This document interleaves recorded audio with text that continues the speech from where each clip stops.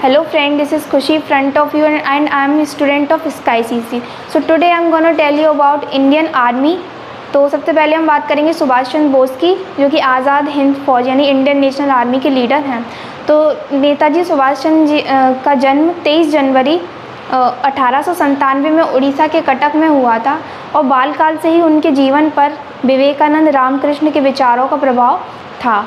उसके बाद भारतीय सिविल सेवा के लिए वो 1919 में लंदन पहुँचे और पहले प्रयास में उन्होंने सफलता प्राप्त करी। उस समय ब्रिटिश सरकार का एक नियम लागू हुआ था कि भारतीय भी सिविल सेवा के लिए जा सकते हैं, लेकिन उनको उसकी पढ़ाई के लिए लंदन जाना पड़ेगा और वहीं पर परीक्षा देनी पड़ेगी, क्योंकि उस समय भारत में वो परीक्षा आयोजित नहीं की जाती थी। उसके बाद भारत पहुंचने के बाद वो ब्रिटिश कांग्रेस कमेटी के सदस्य बने और उन्होंने स्वराज्य अखबार की शुरुआत की। फिर उसके बाद उन्होंने सिविल सेवा पद से 2 साल बाद इस्तीफ़ा ले लिया था, क्योंकि उनको वह अपने अनुरूप नहीं लगा था, क्योंकि उस टाइम सारा कुछ ब्रिटिश गवर्नमेंट के अकॉर्डिंग चलता था, इसलिए उन्होंने सिविल सर्विस की पोस्ट से रिज़ाइन कर दिया था। अब हम बात करते हैं चित्तरंजन दास, जो कि उस समय बंगाल के राष्ट्रवादी विचारधारा के अग्रणीय यानी कि सबसे अलग चलने वाले नेता थे। उनको सुभाष चंद्र बोस जी ने अपना गुरु माना और ऑल इंडिया यूथ कांग्रेस के अध्यक्ष भी बनाए गए। और चित्तरंजन दास ने जो अखबार फॉरवर्ड नाम से शुरू किया था उसका संपादन भी किया गया।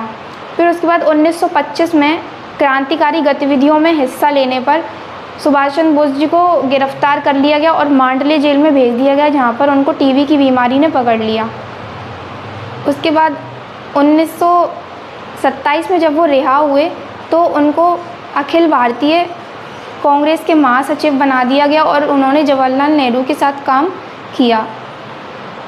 फिर उसके बाद सविनय अवज्ञा आंदोलन में भी उन्होंने बढ़ चढ़कर हिस्सा लिया, जिसकी वजह से उनको दोबारा से गिरफ्तार कर लिया गया और जेल भेज दिया गया। फिर जब वो 1930 में रिहा होकर आए तो वो कोलकाता के मेयर बन गए। तो अब हम बात करते हैं 1935 की यूरोप यात्रा। तो सुभाष चंद्र बोस जी ने यूरोप के कई देशों की यात्रा की, जिसमें वे मुसोलिनी से भी मिले और यूरोप में उन्होंने संप्रदायवाद और फांसीवाद की चरम अवस्था भी देखी। उसके बाद उनकी एक महत्वपूर्ण किताब इंडियन स्ट्रगल उन्होंने लिखी, जिसको लंदन से प्रकाशित किया गया था, लेकिन बाद में ब्रिटिश सरकार ने इस पर प्रतिबंध लगा दिया था। अब हम बात करते हैं ऑस्ट्रिया में प्रेम विवाह।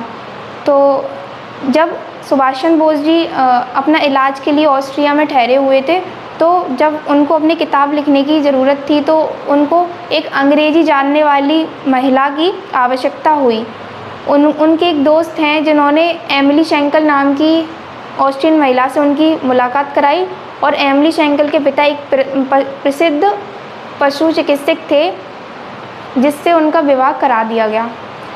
अब हम बात करते हैं हरिपुरा कांग्रेस अधिवेशन की। तो 1938 में कांग्रेस का वार्षिक अधिवेशन हरिपुरा में होना तय हुआ। इस अधिवेशन से पहले गांधी जी ने सुभाष चंद्र बोस जी को इसका कांग्रेस अध्यक्ष के पद के लिए चुना गया था और अपने अध्यक्षीय कार्यकाल में सुभाष ने योजना आयोग की स्थापना की थी और इससे पहले जवाहरलाल नेहरू कांग्रेस अध्यक्ष थे। उसके बाद सुभाष ने बेंगलोर में एक मशहूर वैज्ञानिक सर विश्वेश्वरैया की अध्यक्षता में एक विज्ञान परिषद की स्थापना भी की थी। और उसी समय 1937 में जापान ने चीन पर आक्रमण कर दिया था, तो सुभाष की अध्यक्षता में कांग्रेस ने चीनी जनता की सहायता के लिए डॉक्टर द्वारिकानाथ कोटनिस के नेतृत्व में चिकित्सीय दल को भेजने का निर्णय लिया। तो आज की वीडियो में इतना ही। मैं मिलती हूँ नेक्स्ट वीडियो में इसके आगे। तब तक के लिए स्टडी विद हैप्पीनेस। जय हिंद, जय भारत।